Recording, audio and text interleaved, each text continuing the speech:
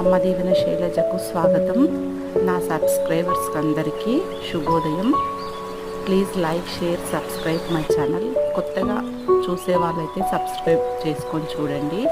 ఈరోజు ఓపిక నిశ్శబ్దం. ఓపిక అంటే పేషెన్స్, నిశ్శబ్దం అంటే సైలెన్స్.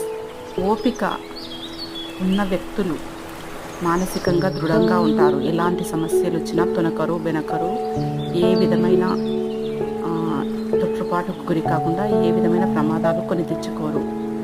అట్లాగే నిశ్శబ్దం మనల్ని ఎమోషనల్గా దృఢంగా మారుస్తుంది. ఎమోషనల్ అనే పదానికి అర్థం తెలియదని చెప్పాను కదా, భావోద్వేగాలు.